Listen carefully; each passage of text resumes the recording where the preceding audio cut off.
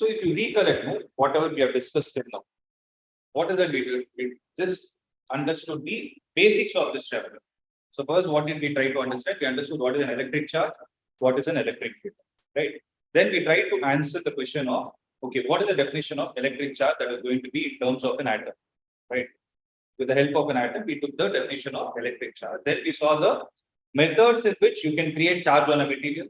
Then we discussed about the basic properties. So these are the three important basics or fundamentals, rather, I would say, which is needed for us to build the remaining part of the chapter.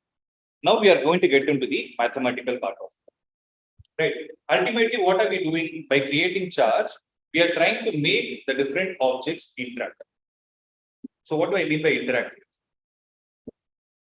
Interactions, are they literally talking to each other? Oh, right. Then what is it?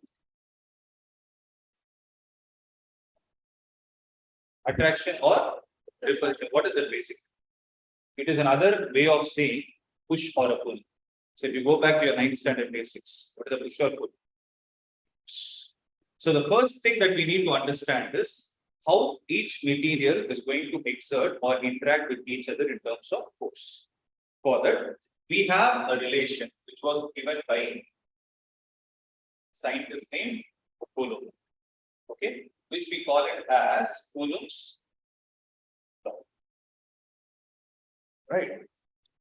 So let's see. First, listen to the concept, then you can write it down. See, if suppose I have two charges in my hand, where I would rather stress on the point, I need to have two point charges in my hand. What do you mean by point charges? Point charges are, you can basically call them as particles, where the size of the particle can be ignored compared to the distance of separation between them. Right. So basically, a point charge is a particle charge also. So first point to be noted is Coulomb's law is applicable only for point charges. Right. So you'll be able to recollect when I tell this law, right? You'll be able to recollect some other law which you learned last year. I hope you would have guessed it by now. Right. If suppose I have 2 point charges of value, right? q₁ and q2. And let's say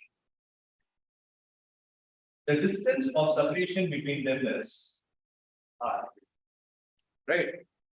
Then there will be a force that is existing between these two charges, such that the force is going to be directly proportional to the magnitude of the charges. Correction. Force will be directly proportional to the product of the magnitude of charges, right? And it is inversely proportional to the square of the distance of separation between them. Right? I hope you would have recollected something else. It is Newton's law of gravitation, right? So there you would have learned F is directly proportional to m1 into m2 and inversely proportional to r square. Instead of m1 and m2, what do we have here? q₁ and q2. And another difference is gravitational force is always attractive. Electrostatic force can either be attractive or repulsive, because we know that like charges repel and unlike charges attract. In this scenario, it would both be positive charges. Okay, it can be in any manner. That is why when I wrote this F is directly proportional to, I am stating it very clearly. It is, the statement says that it is directly proportional to the product of, what did I put? I put a modulus. Product of magnitude of either of the charges. You can ask me, sir, how will I take the plus and minus into consideration? That will be taken care by vectors. So vectors will take care of it. You need not worry about it. Okay. So the force is directly proportional to the product of magnitude of either of the charges, and it's inversely proportional to the square of the distance of separation between them. So when I combine both these values, I'll get F is directly proportional to magnitude of q₁ into magnitude of q2 divided by r square. So obviously, for me to remove this proportional symbol, I need to introduce a constant, and that constant will be something like this. It is k times magnitude of q₁ into magnitude of q2 the whole divided by r square. So k in this case is going to be 1 divided by 4 pi. It's called epsilon naught. So 1 divided by 4 pi epsilon naught into magnitude of q1 into magnitude of q2, the whole divided by r square. Okay, where this symbol is called as permittivity of free space. It's called permittivity of free space. What is the significance of it? I'll tell you. So, I hope you're able to understand. F is equal to k times q1 into q2 divided by r square. The k is replaced with 1 by 4 pi epsilon naught. And this epsilon naught is called as the permittivity of free space. If you don't put that circle at the bottom, it will be the permittivity of some other medium. So in physics, one of the notations way is for any constant, if you put a circle at the bottom, especially in your 12th standard, that is something related to your free space. Okay, in some other chapter, you will see something like this also. This is called as q₁, which has something to do with magnetism. So in electrostatics, we use epsilon naught. In magnetism, we use q₁. As of now, have this in your mind. Okay. So I hope I'm clear to this step, right? Now, this 1 by 4 pi epsilon naught has a value which is already calculated. We need not break our heads. So for that, it is 9 into 10 power 9. Now I want you guys to check the units and tell me. 1 by 4 pi epsilon naught value is 9 into 10 power 9. What do you think will be the units? Look at it. So it is something like this. F is equal to 1 by 4 pi epsilon naught into q₁ q2 divided by r squared. So this 1 by 4 pi epsilon naught will be equal to how much? F into r square divided by q₁ into q2. Am I right? So F is measured in Newton. R square is measured in meter square divided by q₁ into q2. Charges are measured in Coulomb. So q₁ into q2 is going to be Coulomb square. So 1 by 4 pi epsilon naught takes the value of 9 into 10 power 9 Newton meter square per Coulomb square. Where is this calculated? It is calculated from the speed of light. That value we need not worry about how it has come. Okay, this is 9 into 10 power 9 Newton meter square per Coulomb square. And if you calculate the value of epsilon naught alone independently using this expression, you will get it as 8.85 into 10 power minus 12. Can you tell me the units? Can you tell me the units? It will not be C. It will be reciprocal.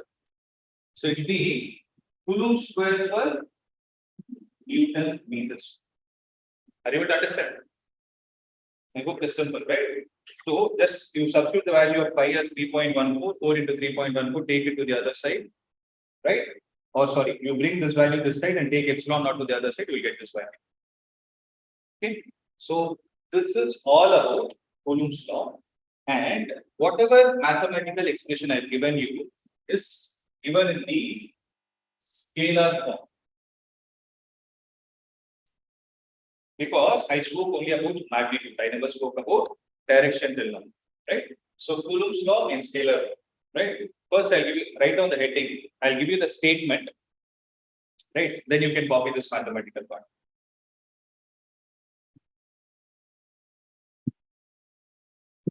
So you wrote the heading, Coulomb's law, right? When 2 point charges,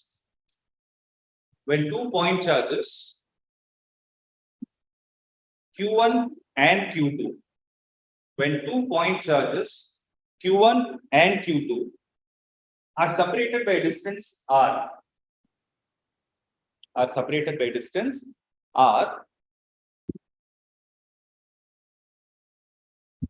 then the electrostatic force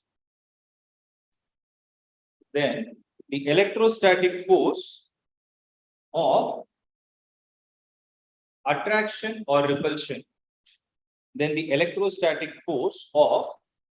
attraction or repulsion, is observed to be first. Is observed to be, then put a number. So first, directly proportional to the magnitude of the charges is directly proportional to the magnitude of the charges and second, inversely proportional to the square of the distance of separation between them and inversely proportional to the square of the distance of separation between them.